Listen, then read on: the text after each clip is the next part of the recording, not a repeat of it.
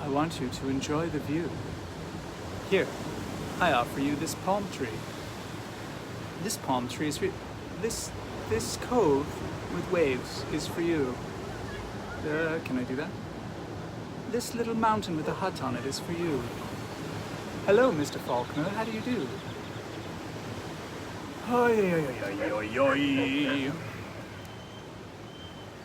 I can start talking to you, Tom. How are you, baby? So, yesterday I walked to Mazunte again, which is a little over 3 miles. You're okay.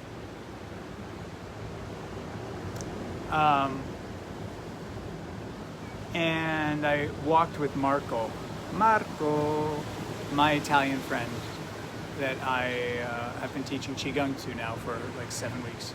Am I excited? Yes, I am effervescent, bubbly, a little anxious and excited and all sorts of things. I feel a great, powerful intuition pushing me. There's a aspect of like, oh, I will miss this, but I'm very looking forward to leaving it as well. So anyway, I was walking with Marco, and we were talking about all sorts of whatever, and he decided to say, so Dominic, explain to me why you want to go back to be with your parents. And I explained to him 2 different aspects of that. One of them is that there are different tribes of people in the world that I spend time with.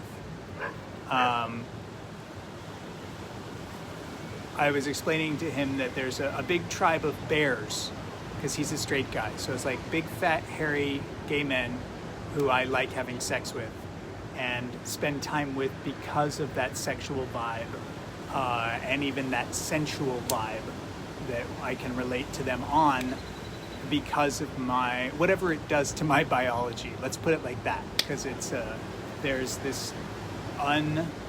something beyond my mind that attracts my body to these men.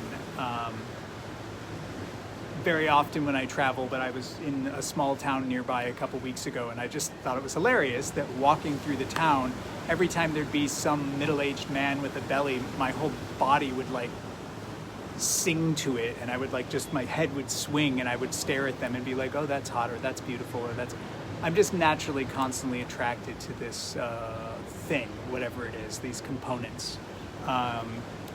And I don't know if it does anything good for me, but it's a very specific way in which I am turned on, empowered, enriched, driven, that I have explored a lot.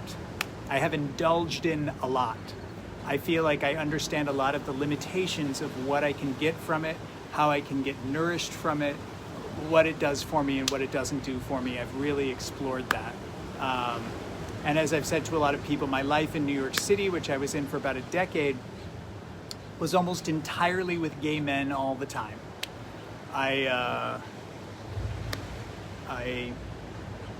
had very few female friends, and the ones I had were lesbians for the most part. And it'd be hard to call them friends because I didn't actually hang out with them except in a work context, females, for a decade in New York City.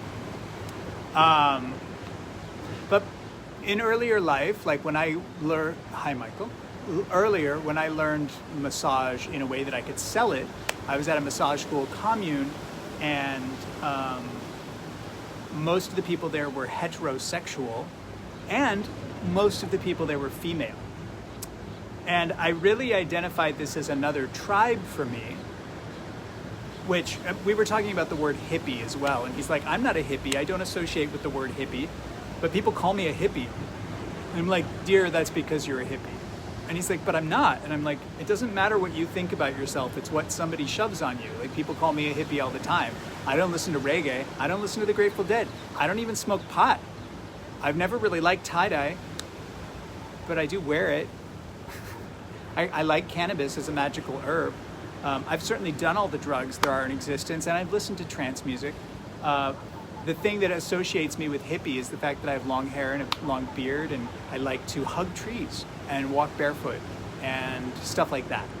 There are associations with hippie, but one of the tribes that I identify with is what I told him I call world traveler, nature hippie healer types. Almost all of these that I know are heterosexuals. I know one gay one that I can think of off the top of my head, and we are both attracted to daddy bears.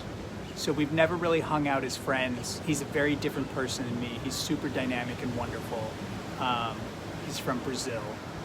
But besides that, all of the world traveler, nature hippie healer types that I know have been straight. And last year when I went to Southeast Asia, I found myself living with them again in various places. I went around Southeast Asia and I was just like, oh, I forgot how much I love this tribe. For one thing, there's a lot of females in it, and a lot of them at this point understand that I'm not going to have sex with them. Maybe it's because I'm older, or the world has changed and they respect it when I say, oh yeah, I'm a homosexual and this is what I know about myself. Maybe I'm just more confident. But it brings out a whole different aspect to my being. And it allows me to express myself differently. It allows me to do completely different things. And I get nourished in a completely different channel, a completely different vibe when I'm around these like straight world traveling nature hippie healer types. People respect me a lot more for like the things I know and the way I can teach and the questions they can ask me and the stories I tell. Even when I talk about gay sex, I've had a couple conversations with straight men since I've been here that are just like, oh man, I wouldn't have thought you were gay. That's amazing. I can't believe you're gay. What's it like to have butt sex? You know, and I get to like talk to them in a very like grounded, clear, articulate way, kind of pandering to their international world traveler hippie healery vibe. Although these two guys weren't really healeries people, but they were like straight guys. But they were just so fascinated to have somebody that wasn't threatening because I wasn't coming on to them in any way, nor was I doing the gay thing of trying to push everybody's buttons, which is I think an aspect of gay culture where we queen ourselves out and just try to say offensive things that can trigger people because it's fun. Part of again, one of the vibes that I often, when I explain to people who don't think I'm gay and I try to explain to them what it means to be gay or what gay is like, is I was like, one of my favorite quotes that I encountered when I was younger amongst like radical fairy, gutter punk, and mostly like radical lesbians, which have become trans people now, is not gay as in happy, but queer as in fuck you. And I think that a lot of gay culture has that queer as in fuck you aspect. They're just like, oh, what's your whole world view? Fuck you. And to a certain degree, it's because we have had that said to us a good deal of our childhood.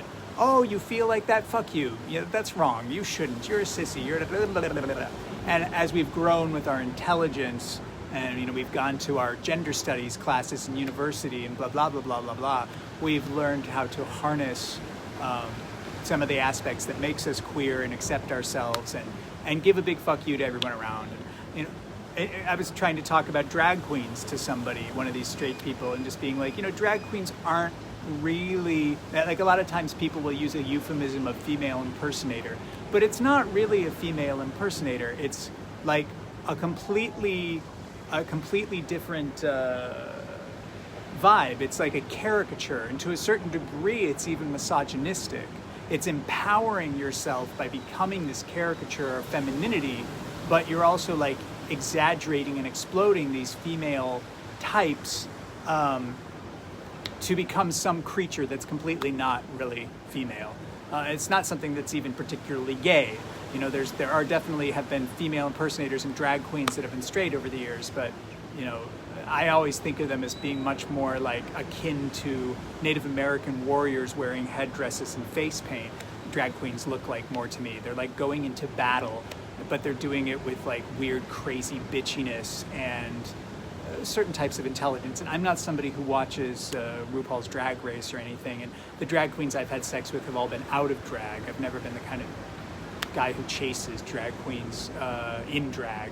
And I've heard in radical fairy culture that the problem with drag queens, and in radical fairy culture, the drag queens are terrifying. They're up a notch into another level of terrifying a lot of the times. But that they don't get laid, which is unfortunate because they tend to be incredibly sexual beings. All the drag queens I've had sex with have had huge cocks, and but the personality which they manifest their strength and power tends to be one that's usually too powerful in a way that's not masculine. You know, like a lot of gay guys will fetishize a masculine strength, but like an insane alien female strength is not something that a lot of gay guys find sexy. So drag queens tend to be frustrated with like, I'm empowered. This is my empowered personality character type, like war paint, caricature, drag, ultimate persona thing, and then they can't get laid in that when they're in their most empowered state. They have to like step down into almost a position of weakness, but all the drag queens I've had sex with have been tops. So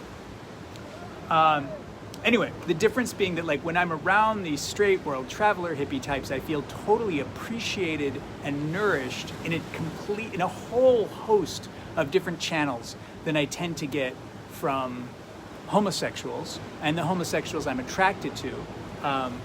The homosexuals that I'm not sexually attracted to, I often find that I get to have nice conversations about music or movies or books or something that the guys that I am attracted to aren't interested in that. And definitely something about the vibe between us. They just want to have sex and then almost no more interaction. I've had a long history of people that I have sex with that I have no other nourishing interaction with whatsoever. Which, you know, over the years has just been like, oh, I hate this. Like, it was just this constant, like, oh, I don't like the way this feels. Oh, but, you know, I'm still very driven by it. I still see someone I find sexy and I just really want to spend time and energy on it and with it.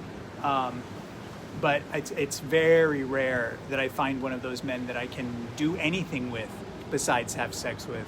And even if I can have sex with them, like, definitely as I've grown sexually in the type of fantasy idealism of type of sex that I want to have, I've not yet found a bear that I'm sexually attracted to who has any interest in doing high-level Taoist sex practices or sex magic, or something I've always had even before studying Taoism. So that gets to my parents. So my parents are not gay bears, although my dad's kind of a bear. He's not gay. And they're not international world traveling hippie healer types. My mom has never smoked pot, although my dad did do pot when he was younger. He doesn't now. My mother's kind of a healery type. I mean, we make salves together, and she learned to do massage, and so she's kind of a little bit more in that vibe than my dad. My dad's traveled the world a little bit. You know, he's got a bit of Russia and northern Western territories. He goes on a lot of hunting trips and tooth trips. Like his world is hunting and teeth, which aren't really areas that I can resonate with him too well. However, when I'm with my family, there's a completely different level of appreciation. I mean, a lot of you know this, but a lot of you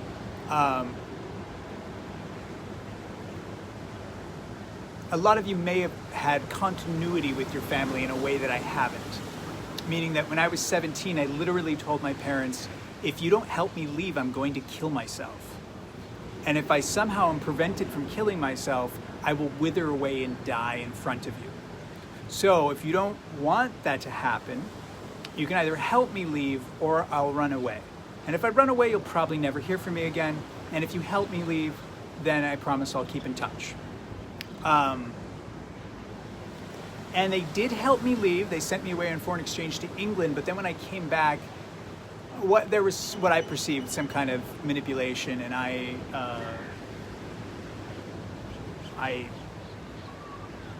what you might call ran away. You might call ran away. But I mean, there was communication. But definitely for the first few years of it, like, I really didn't like being with them. I didn't really like talking with them. Every time I talked to my mother, she would cry and she would complain that I didn't call her enough. And I was like, you crying at me and telling me I'm not talking to you enough is not the way to make me talk to you more. And I had to say things, I had to say a lot of things like, every time I talk to you, you worry about me, you tell me how you imagine I might be dead in a ditch or killed by somebody, or whatever. And that's not the kind of energy I want out in the universe. And if you're my mother and you're thinking about me all the time, you have to stop thinking about me in these ways. So it just required a lot of effort, and it was very unpleasant. And almost all the conversations I had with my dad were very unpleasant, and my sister and my brother for a long time, the communication was very unpleasant. So I had to do a lot of work over the years, but I mostly just didn't spend time with them. I know there was like 3 years that I didn't see my dad. I think I saw my brother in those years. And I think I saw my mother in those years. But like, my mother and I have gone on trips to Brazil and Ireland and Spain. And in recent years, you know, I worked really hard on getting my relationship with my dad, who's very interesting. Tom? I worked really hard on like building a relationship with my dad, trying to heal it, and then it all fell apart again. And then I worked really hard to build it up again, and then it all fell apart again. And then I just kind of let it go and let it be what it was. But I had done enough work that the groundwork of like what I'm willing to accept, how I'm willing to be treated, and kind of communicating to that, learning how to communicate that to him as being like, in ways to not trigger him, but just be like, oh yeah, you're not allowed to talk to me like that. I'm gonna walk away now and you can scream at me all you want, and then when we get back. And he doesn't do that anymore. You know, like, the relationship has really evolved over the years. And although it took me 3 years to make it happen, I had a really strong intuition that I should go spend more time with them. And last year I spent 4 months with them, which I originally had planned 3 months, and I had a completely different shape to the time I was going to spend with them. It was going to be like 1 month with my sister, 1 month with my parents, and 1 month with my brother. But it ended up being 4 months kind of traveling between my brother and my parents, and my sister was kind of living there at the time, but I never got to see her because she was working her ass off all the time. But I really noticed how much I appreciated them as people. And again, this is the first time I spent this amount of time with them. Yeah, a lot of people have. I understand that. But this was the first time I had spent this amount of time with them in 20 years, except my mother, who I had spent like 2 months with her walking across Spain. But even that was very different because I was very much in a caretaker situation, and it was an extreme situation of walking across Spain. But in the last visit where I was with them for 4 months, like, I was able to negotiate a lot of my inner hang-ups and my inner triggers about my childhood there and my relationship with them and my relationship with Indiana, and just bring a lot of it to peace. And it was funny, when I left, there was a part of me who was like, oh, I don't want to leave. It's just so comfortable and nice here. I ate a lot. I got chubby, at least to me. Watched a lot of TV and played video games and did a lot of puzzles. And, you know, so it was nice that it like brought up maybe not some healthy things from my childhood, but also just like a level of comfort that I'm certainly not used to in my traveling life. A big thing about my traveling life is allowing myself not to be comfortable. And when some people have said to me like, oh, you know, why are you leaving? And I was like, a big reason that I want to leave is that I'm just really tired of being so uncomfortable, like being so hot, sweating, breaking out in rashes, not being able to sleep, having ants in my bed, having people that I feel like are crazy and I can't trust them. Other aspects about being here that like I want some time of comfort. And being with my family was surprisingly comfortable. And again, like, as an adult, I'm no longer insecure about who I am. And I'm no longer insecure about being in Indiana. Like, part of what I hated about it when I was a kid was I had this feeling that I would be stuck there and have to live my whole life there.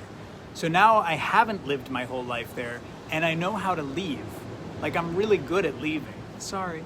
I'm really good at leaving. So I know that if I need to leave them, I can just leave Indiana. It's not a problem. I don't need to worry about being stuck there. So it's like safe. I can go there, I can be there, it's fine. And I have some really nice ideas about gardening and maybe growing meat animals like rabbits and chickens while I'm there. So it's a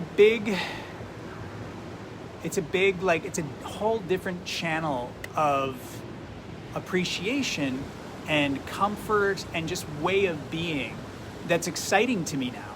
You know, something that I had to run screaming from when I was younger, and now it's exciting. It's like this, it's like, wow, I have this opportunity to do something that I used to think of as kind of mundane and terrible, and now I'm just like, oh, it's just so nice to be able to be with family and be appreciated in that way and appreciate them and see things about them and share things with them.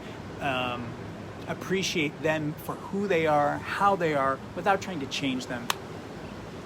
So there's all that. The other channel about why I want to be with them and why I said I was trying to do it for 3 years, it took me 3 years to, once the intuition hit me that I needed to go spend time with them, is that their parents died very young. Although I always get the ages wrong, but the story I've been telling for so long is that, like, my mom's dad, central Indiana, near Indianapolis, my mom's dad died in his mid to late 50s, and my mom's mom died in early 70s, and my dad's mom died at 59, and my dad's dad died at, I don't know, somewhere in his 60s, I think maybe 68, but I thought it was much younger. Anyway, my dad now is older than the age both of his parents died. He is a little overweight, has high blood pressure, type 2 diabetes, and he's a blood type B, which, nowadays, something to consider. And my mother is 70, and she's got some rheumatoid arthritis and some immune system problems because of the medication she's on. So there's a part of me that's just like, my parents, I don't know when they're going to die. They could die in 5 minutes. They could die tomorrow. But they're definitely, if their family has anything to say about it, if the longevity of their parents, and I know sometimes it skips generations, or maybe they're going to live longer because the health system's better nowadays, but there's also a global pandemic right now. So there's this other feeling like my parents aren't going to live forever. They're, I don't think I never want to be one of those gay people who spend 20 years of my life living with my parents. I've met a lot of guys who over the years, they were living some life and having something, and then they decided to go back to Ohio or Indiana or Kentucky or something to take care of their parents to help them die, and then lived with them for 20 years, and then they were all of a sudden just like, what the fuck am I doing with my life? I'm 60-something years old, and I don't have a partner, and I'm just pouring all my attention into my family. So I'm cautious about that. But I am very seduced by the type of comfort and appreciation that is intrinsic to family, especially once you make peace with them. And like many people who are single, I'm very curious into someday having a partner. I've never really had a partner. I've had lovers who I've loved very much, and I still have very good friends that I respect and love, but it's really hard for me to spend a lot of continuous time with them without getting severely irritated. So I keep thinking if I can figure out how to do that with my family, and the primary relationships in my family are like that as well. They get very irritated by each other. But I feel like if I can make a piece of being with them, I might be able to figure out some way to not be so irritated. And a type of compassion and peace and acceptance that will help me be a better partner someday when I'm grown up, or whatever the fuck that means. When I'm old enough, when I'm ready. I don't know. So there's some, that's kind of an ulterior motive, but it's also just I got to spend 10 years in New York in my own apartment living alone, and I didn't like how that felt. So I would really like to go live in a commune, There's a gay retreat center out in California that I'm thinking about going to live at, but it got closed down this year, or last year maybe. And they don't think they're going to open again until next year. So I'm thinking I'm going to go spend time with my parents, and then I'm going to go do a meditation retreat in Massachusetts, and then I may go check out this place in California. There might be some other travel between then. We're going to see what the world shape is like. What reality are we moving into? Who knows? We're at the beginning of this decade that everything is like, what? So yeah, I have to see. We have to see. We all have to see. But I imagine I'm going to spend a few months with them. Maybe another 4, maybe a 3. Maybe I'll spend a month or 2 with them and then I'll go somewhere else for a while. I don't think I can go stay with my brother because his wife's a doctor and she's super cautious about this whole virus situation we're in. My parents are not super cautious about it. Obviously, I'm not super cautious about it. The place I've been living while this whole thing's been going down is not super cautious about it, and quite delusional and deranged about like, oh, I'm glad it hasn't come here yet, when of course I'm sure it has. But it'll be interesting to see. I hope when I get back to New York I can get tested, and hopefully I test positive for antibodies, and hopefully that means something, that I won't get infected again and pass it on to them. It'd be nice to have some kind of gay interactions when I'm in Indiana, but if I can't, like if that threatens the health of my family too much, I just will cut that out for a while. I mean, most of the time I've been here, I haven't had much of that either. Thank you, Mike. That's a wonderful invitation. I would love to. Yeah, and that's the thing. There's other gay guys who live on farms in alternative life situations in the Midwest and around America. That's more of a goal for me. Not to necessarily have the perfect partner, but to have the perfect, not to have the perfect partner, but to have like a community that I can live with, be it 1 or 2 people, or 5 people, or 20 people. I like the idea of being at a retreat center because there's a type of income built into that, and there's a rotating cast of people, which keeps it from getting too repetitive. And as someone who's a traveler and constantly meeting new people, that will facilitate that a little bit. Right now I'm in Mexico. I've been in Mexico for about 4 months now. I'm in Oaxaca on the southern coast. And it's been really great. This is the hottest month in Mexico. It's before the rains come. What's a Golden Girls farm? Explain that to me. You can do it in a private message or in here, either way. Golden Girls farm. What does that mean? But I am good at making salves and herbal extractions, tincture extractions, oil extractions, all that. I'm good at giving massage. And I've said this a couple times, like almost all of my gay hookup profiles for the last few years have said, I'm really good at giving massage, I'm good with technology, I'm good with a saw and a hammer, I'm good with making oils and herbs and extractions and gardening. I like that kind of thing. I could always learn a lot more about building, learn a lot more about gardening. I would love to, and even animal husbandry and animal slaughter and that kind of stuff. I'd like to learn more of these survivally self-sufficient skills.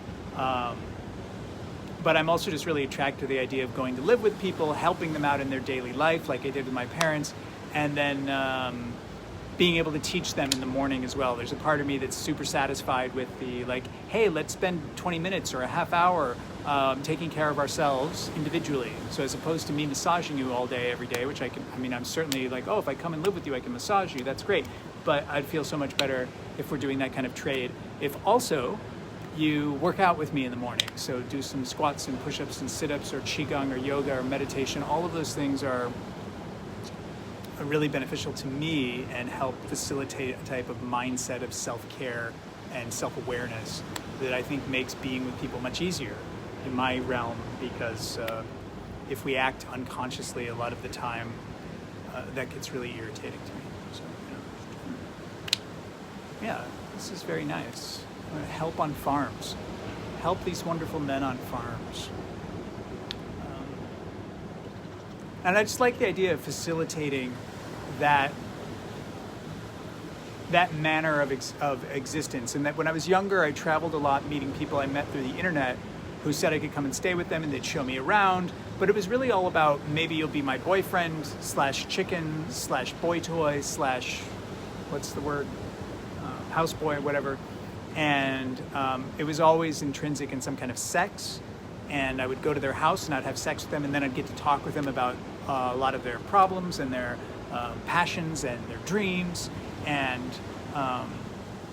usually I'd just be like, no, I don't want to be a part of this, and I'd leave. I was very idealistic and judgmental when I was in my teenage years and early 20s. And so, again, all of the traveling was always like, okay, we're going to have sex, and then maybe we'll be the perfect boyfriends. No, I'm going to leave. So at this point in my life, I'm just like, no, I'm aware that you can be with someone and love them and support them without it needing to be perfect, and without projecting it into the rest of your life, and just being like, we're going to spend some time together. Maybe it'll be 2 months, maybe it'll be 2 weeks, maybe it'll be 6 months, maybe it'll be a few years, but without it being like this attachment for the rest of existence. And people understanding who I am as somebody who travels, it's also a nice feeling to be like, oh, okay, yes, I'll come and live with you for a while, and we'll do this, and then you're going to go here, or you're going to do this, and I'm going to go here, and I'm going to do this, and sometimes we'll be together, and sometimes we won't. Yeah. Everything can be negotiated, and everybody has different needs and desires, and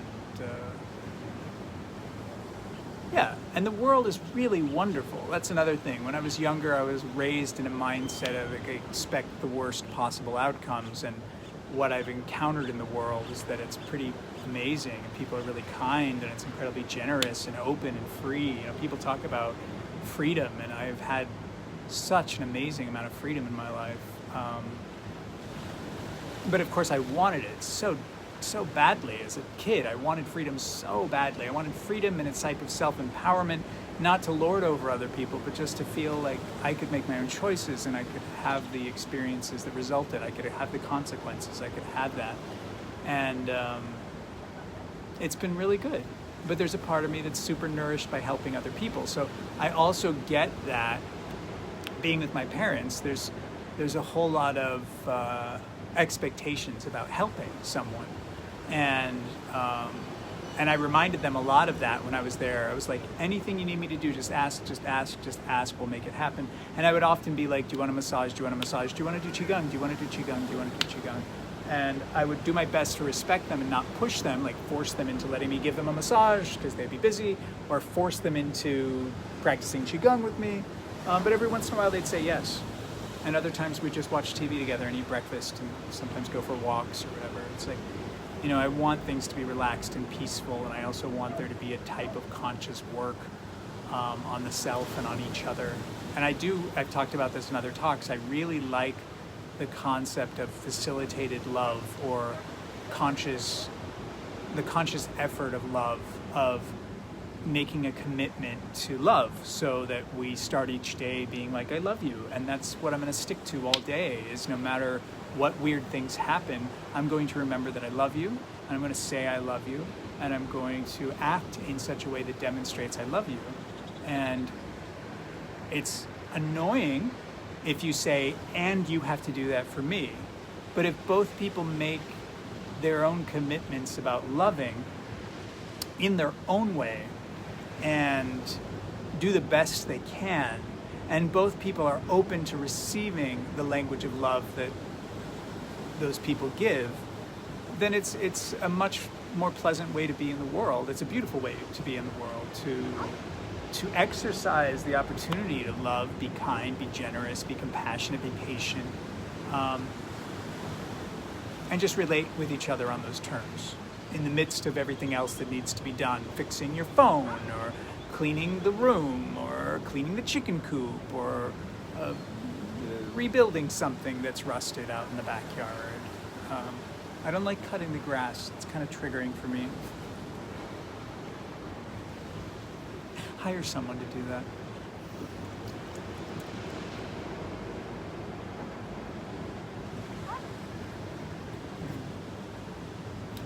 But that's what I was thinking, is like, when I first came out as being gay, I guess like the tribe that I most associated with when I first was aware that there was a place I belonged, or a people I belonged with, was the outcasts, the nerds, the weirdos, the freaks.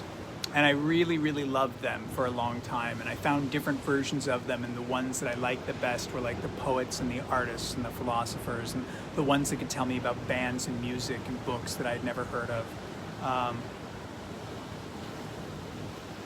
And then I kind of, like, when I first left these like straight outcast kids, it was for gay bear culture, which was nice, but I really, especially, it was a hard contrast about losing what I was used to getting from my weird philosophical, artsy, poetry, angsty straight friends. And again, gay bear culture was very much like, oh good, I get to be with my dad, and my dad loves me now, because my dad's like a Fox News watching, gun-toting voice that sounds like this all the time kind of American male. And I found that a lot in bear culture. A lot of cover, right? But I eventually got to a point where I got tired of like the misogyny and the, like, what do you call it, arrogant, small-minded, provincial mindsets of a lot of the bear culture. And it was around that time I met the Radical Fairies. And again, I had a lot of expectations about the Radical Fairies, and it was connecting with the freaks and the outcasts, except all of these were faggots. And they were kind of, what I was wanting was that they were going to be the same as like the international traveling hippie healer types, but most of them weren't that. They were more like drug party kids who liked to wear a lot of makeup and costumes. So like, again, like the way that I greeted them, I was not actually met with what I thought I was signing up for. But what was great about it was I could be naked out in the forest. Most of them weren't being naked out in the forest, but they were being out in the forest doing their urban drug party scene thing out in the forest. But I was able to be out in the forest in my way and kind of share that with them. But it ended up not being like a super great match. And then I just lived in that urban gay scene in New York for a while, which the nice thing about that, and was, a big part of my growth step, was just understanding that I was like, okay, so this isn't what I want, this isn't what I need, it's not what I expect. Maybe I'm gonna find something else that I don't expect here. And it was kind of hearkening back to my whole lineage of expectations and desires from my youth, of like, I don't know, go on about that, but the city people thing, I definitely hoped that I would find somebody that I could leave the city with, which a lot of gay people go to New York or San Francisco to find someone to move out of the city with and live in the country, the suburbs or the forest or a mountain somewhere, or whatever. And it was nice, after 8 or 9 years, I realized that what I was looking for I wasn't going to find, and what I had found was good, but it wasn't actually what I needed, and that I just had the option of the rest of the world. The rest of the world was still available to me. So maybe you could say like urban gays, cultural urban gays, maybe it was the tribe I was a member of in New York City, with a heavy leaning on the sensual hedonist berry types. And with all of its shortcomings, it was nourishing in certain ways.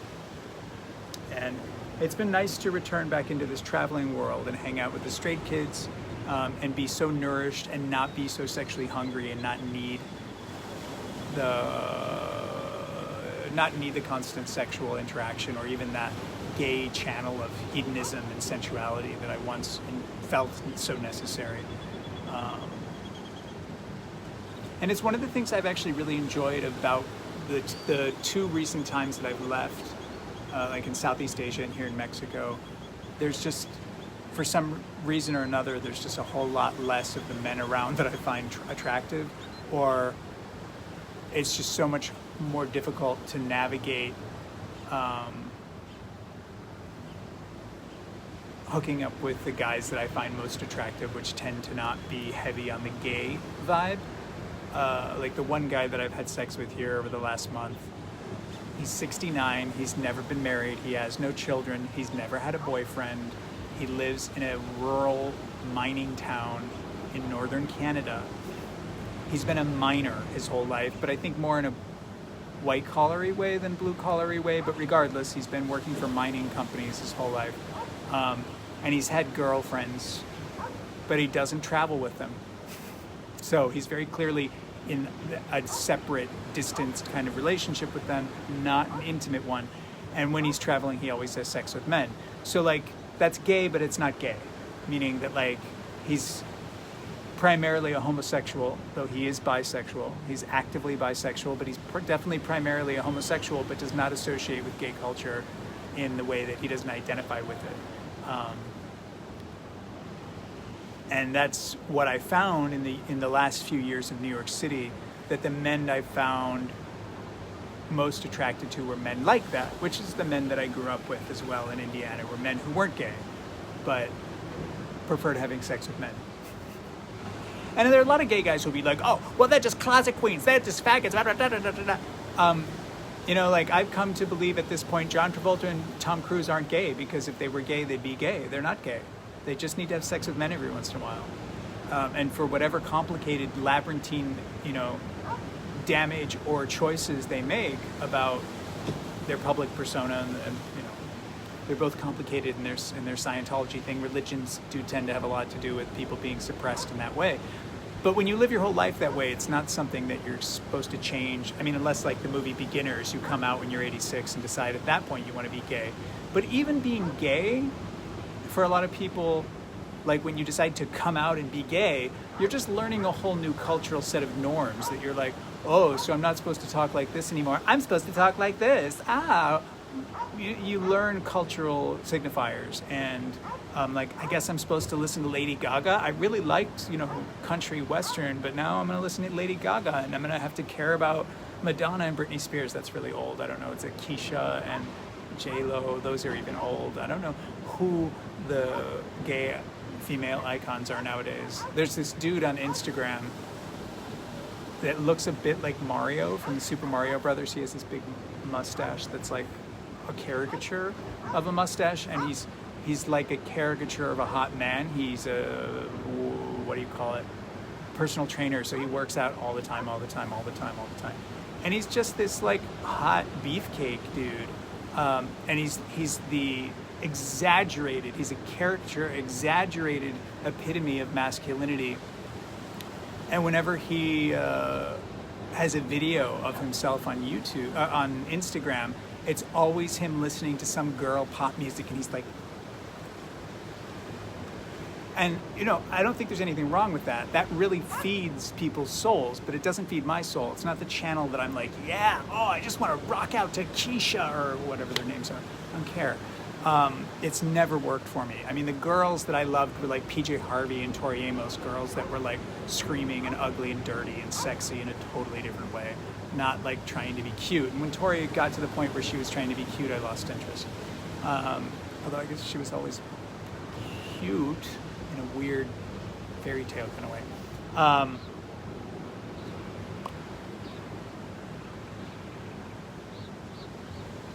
And there was some guy on Instagram that I followed for a while who always looked angry. Like, he had this super beard covered in tattoos. His face always looked angry. And I found him kind of hot, you know, but he just seemed so mean and unpleasant that I was like, you know, sometimes when I'd see pictures of him come up on Instagram, because Instagram for me, like when I started it, I was like, I'm not going to be beard collecting like I was doing on Facebook. And then of course, within a short period of time, there was just all these muscle bears I was following. And so when I'd open Instagram, there'd be like weird artists and nature pictures and birds and spiders and muscle bears. And I'd be like, muscle bears. And so this one guy, like, he just looked so mean and violent and aggressive. And I didn't know if he was gay or straight or whatever, but you know, he was like in this bear Instagram thing. He was like muscle bear belly, tattoos everywhere. And then one time he made a video where he was talking, and this was often one of the things I found of bear culture in San Francisco or in California, which I haven't spent a lot of time in bear culture in California in like 15 years at this point. But in this Instagram video where he was talking, he just sounded like a 13-year-old girl. And I was like, man, that's so hard for me to deal with when these guys become these crazy, exaggerated versions of like violent, angry, unhappy masculinity. And then they open their mouth and they sound like a 13-year-old girl. I just, is that what I'm doing? Oh my God, Queen, whatever. I don't know. It's triggering. We all have triggers. So I think I've blathered on enough about this idea of tribes and understanding that family is part of your tribe, and that there's a channel of appreciation you can get from them, and that, barking up the bear tree, which I have done for so much of my life and not gotten the fruit that I've desired, it's kind of like, but I did talk about a little bit this morning, maybe, that I've been realizing that there was this guy that I was in love with out in California who died of cancer a few years ago, who was originally from New York, and he was a priest. There's a whole bunch of weirdness about him, but he had this big, beautiful white beard, and he was just this stocky German. I just found him so beautiful. And the sex with him was fine. It wasn't great, but the intimacy with him is the best I've had out of any of my relationships. Like, we could sleep together. We had such wonderful conversations about such deep, heartfelt, like, multidimensional, like, spiritual, religious, cultural, artistic, historical, emotional, just, that he's definitely the deepest, longest, most holistic relationship I've ever had.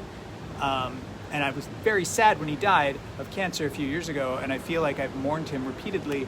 And it was just really surprising to me a few days ago to just be like, I'm finding that when I see pictures of men that I find incredibly attractive, lately I've been like, oh, he reminds me of Leo.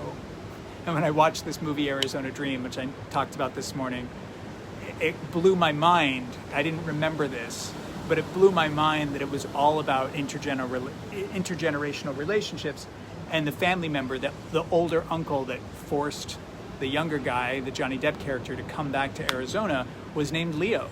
And I was like, oh man, I hadn't watched the movie since I was a teenager, since before I actually met this guy Leo, who I was lovers with. And Leo, it was such a fate thing. Tomorrow's his birthday. I did a Leo project a few years ago on Facebook. Because when I met him, I had been studying astrology because all the men I had ever fallen in love with were Leos, except one who was an Aries. But I was just like, obviously there's some weird karma, there's some weird reality about astrology. If all the men I've fallen in love with were Leos, that can't just be coincidence. And so I kind of put out into the universe, no more Leos. I will never fall in love with another Leo. I will not have another relationship with another Leo. And the next man I fell in love with was a Taurus on the cusp of Gemini, but his name was Leo. Ha ha ha ha ha. The universe is very funny about how it arranges things, and we can make as many pronouncements we want, and we can fight as much as we want, but yet we have to live our fate. We can make as many choices as we want, but we have to live our fate. There's always that like free will versus your destiny thing, and you can run away from your destiny and you can fight your destiny, and even if you make peace with your destiny, you still have to engage with it, and there's always a certain amount of wrestling and or making love in the form of wrestling with your destiny. So Leo is definitely a part of my destiny, and it's been very interesting to see his face in these people I've been finding attractive and being like, wow. Maybe it's just because I'm near his birthday right now, tomorrow's his birthday. But the last guy that I fell in love with that I totally broke my heart over and went crazy a few years ago, the same birthday as Leo, was the same age Leo was when I met him.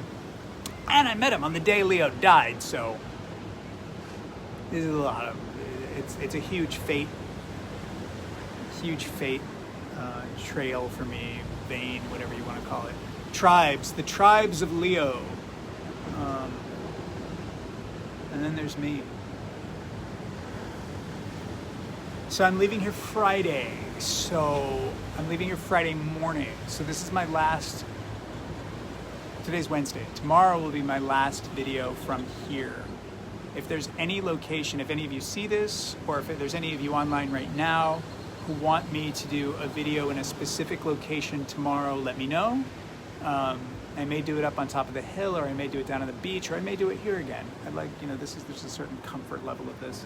But if you guys have any requests, any topics, or any locations, let me know. Leo gets around. It's true, Mike. I know a lot of Mikes, and I know a lot of Roberts. My first boyfriend I ever lived with was a Robert. And the first boy I ever fell in love with was a Mike, but he wasn't gay. But Robert was gay. That was the first reciprocal love relationship I ever had with somebody named Robert. He's dead now too. I didn't kill him though.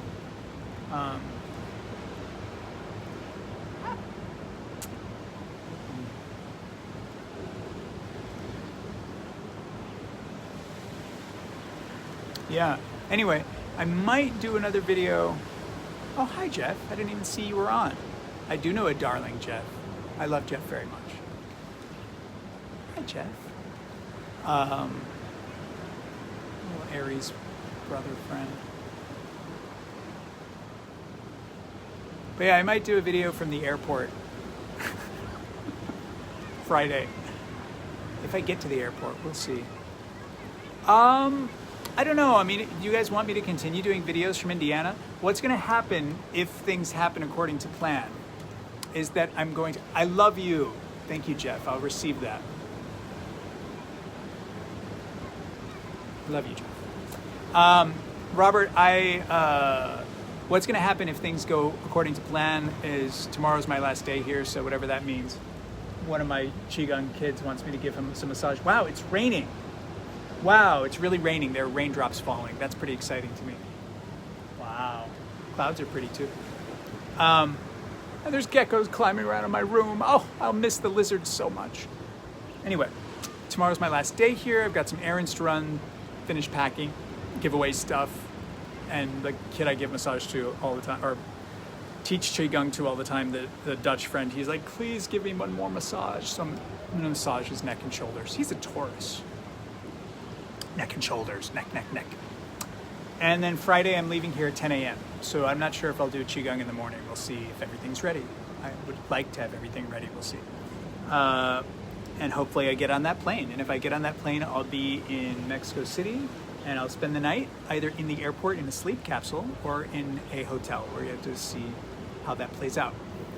And so I could do a video at this time from the airport in Mexico City, which I feel would be appropriate because it's like a transition zone. And the same time that I do these videos, if everything goes according to plan, I will arrive in New York City by that time. So I could do one of these videos if I actually get my SIM card in time. I tried to do that before this video today and it just didn't work. I was trying to activate my eSIM on my phone to get an American number again, but it didn't work. So I'll try that again tomorrow. But anyway, if that works, I could do a video on Friday and I'll be in New York City for a few days. I don't imagine I'm going to be there very long. I think the minimum would be 2 nights. I think the maximum would be a week, but I don't know. I think I'm just going to get into New York City, get some stuff and get out. But we'll see how that plays out. But then I'll be in Indiana, and I'll be in Indiana for an indefinite amount of time. And I will definitely have better internet from there, and I can do videos from there. I won't have roaring ocean waves in the back. I'm going to try to teach classes regularly, like maybe once a week, or if there's more call, then more times than once a week. But I'm going to try to teach classes that have like a donation, like a suggested donation, so that I can make some income, because again, I won't be able to do massage for a long time. But I'm planning on teaching like Taoist sexual practices for gay men, because there's a lot of Taoist sexual practice teachers out there for straight people, and I feel like gay men would really benefit from it. And again, part of how I've lived is always wanting something to be in the world and not finding it. So I'm like, well, if I give it, then it'll be there, and I'll eventually find it, because I'm going to put it everywhere around me. So if I get some people that I can train in Taoist and gay Taoist sexual practices, which is very similar to what a lot of people call gay tantra, but I want to try to add different vibes to it and do it my own way and make a little money. So I don't know if I would be doing videos every night. Indiana, to me, it doesn't have as many beautiful backgrounds as this place does. There are some beautiful skies and sunsets in Indiana, and my dad has a pond. My parents have a pond at their house. It doesn't have waves, but it's a pretty pond. There's fish in it. So I could do a video at the pond and quite a few different, and there's trees. But yeah, I mean, I like making videos, but I'll probably, yeah, if you guys ask for videos, I can certainly keep doing videos, but I don't know if I'd do it every day. I might do it a couple days a week or something like that. I still have more videos or more stories to tell in my 39 list. I have an intention now to rework it and organize it and finish telling those stories in a certain way. So that's something I can do. There's definitely things to teach, and just it's every once in a while it's nice to just connect to the great portal. Hello, portal. I love how that's the name of the Facebook product. It's like portal. You just portal into a screen and be like blah blah blah. Hi friends. Whoever decides to tune in, and repost on the YouTube. Hello, Jorge Clar. Muchas gracias para ti. Para ti. Es solo regalito, es solo para ti. Es solo para ti.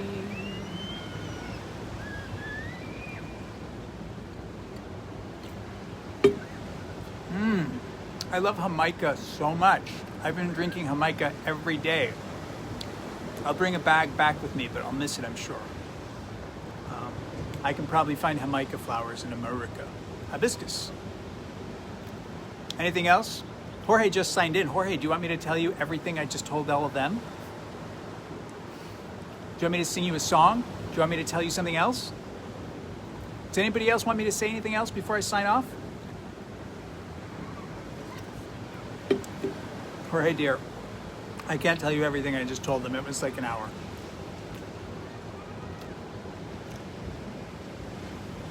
But I love you very much. I don't know. Does it show how long I've been on? You can in the health food store. Oh yeah, find Jamaica. I don't think it shows me how long I've been on. Oh, there it is. Ah, all I have to do is touch the word that says live and it shows me how long I've been on. Say something, say something, say something, say something else.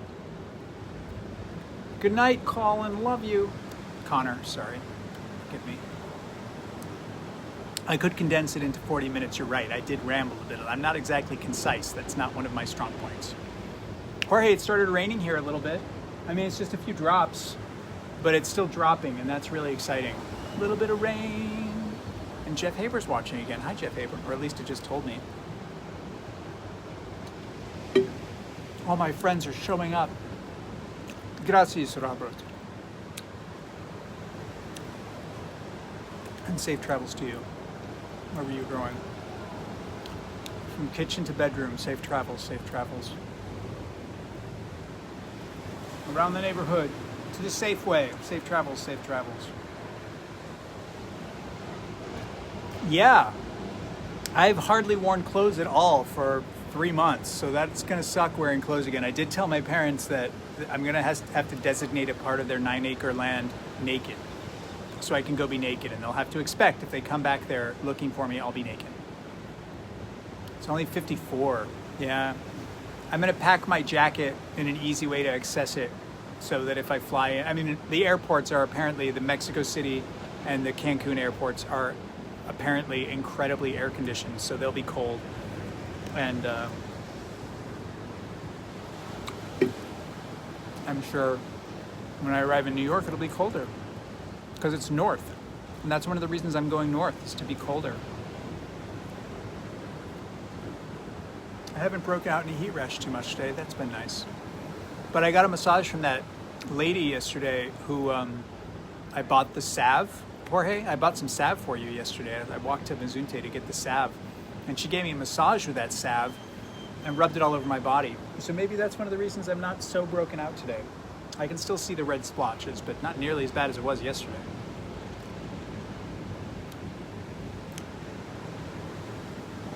Well, it's been amazing. I mean, there's a part of me that just wishes I could just stay here, but I really feel the call to get moving. For all of my, like, I'm a traveler kind of impulses, and then the be with my family kind of impulses, and then there's some other impulses too. So we'll see.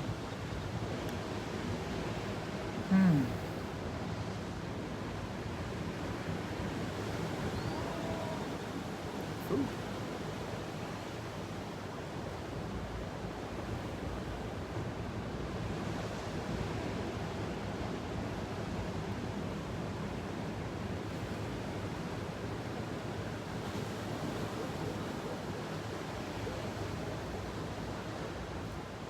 I was trying to remember the lyrics to Advert off of Modern Life is Rubbish, but all I can hear is Colin Seal, and that's not the song I wanted to sing.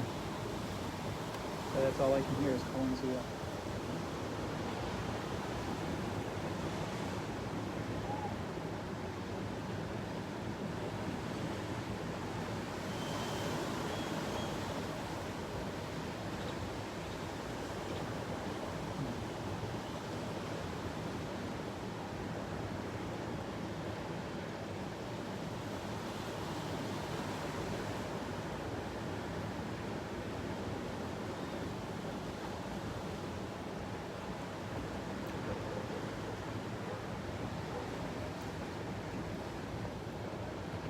Yeah, it is. I mean, Mike, this is right outside of the room I've been staying in. So it's literally like I walk out of bed and I look here.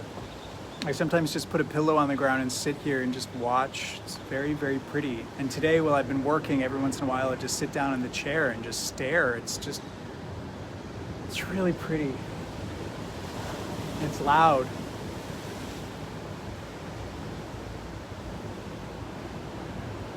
Very, very, very, very, very, very grateful that I have been gifted with this experience and that I have been able to share it with people in various ways. A lot of people have told me that these videos and some of these videos from this project have been very helpful to them in, having a little escape and a little peace, and that's what I wanted. So I'm very grateful for this amazing, beautiful place. And they're really kind, sweet people that I've met here. I've met lots of kind, sweet people. All sorts of different relationships. It's been nice. I mean, it's a place that I can imagine coming back to and spending more time.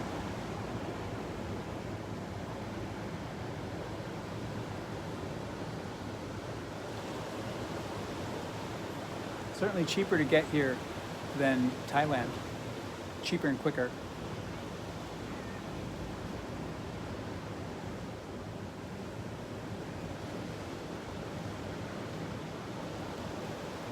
I think I like the exoticism of Southeast Asia more though, but it's a certain level of this that's more practical and almost more fascinating in a certain way.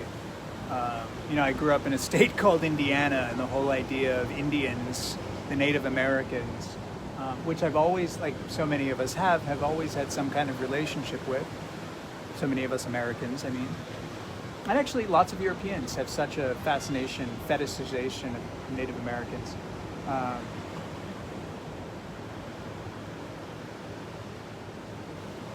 That it's really special, really magical to have been here, and understanding that the majority of this country is not Europeans. The majority of this country is the native people. They're still alive and well.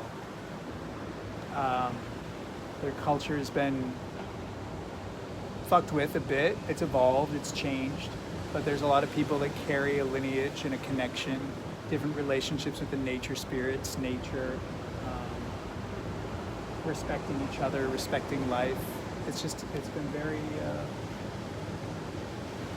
really, really great to be able to experience the ancient culture here in the way it's contemporarily expressed. We bought a coconut this morning from a man who said that his father was from Texas and his mother was from Oaxaca. And he said, my dad was Apache and my mom was Oaxacan. I'm two types of Indians. A lot of them still use that expression here, Indians. And I know Native Americans in the United States still a lot of them like using that term as well. But I like that. I was like, Oaxaqueño, Zapotec, perhaps, and Apache. Motherfucker. He had a beautiful garden. Beautiful garden. He was a nice guy. He said he lived in Cleveland for 5 years and it was so fucking cold. I was like, yeah, winter sucks up there. I lived in Cleveland for 5 years. It was so fucking cold. I was like, yeah, I can imagine. And I've never been to Cleveland. I see 2 people from Ohio on right now. Ohio, Buckeyes, yeah. Cleveland's fucking cold. You guys are hardy, you Germans. No problem surviving the cold winters. Hardy. Bears!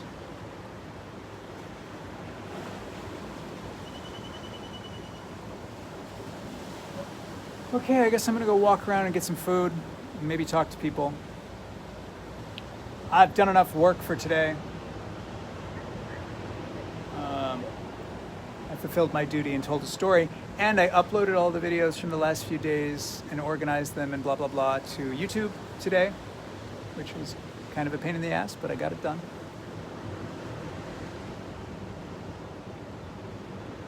I'm almost ready to leave. It's very nice. Super grateful.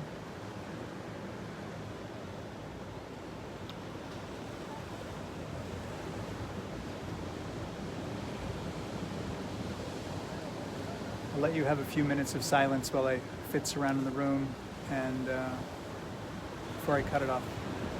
Enjoy the view. Love you.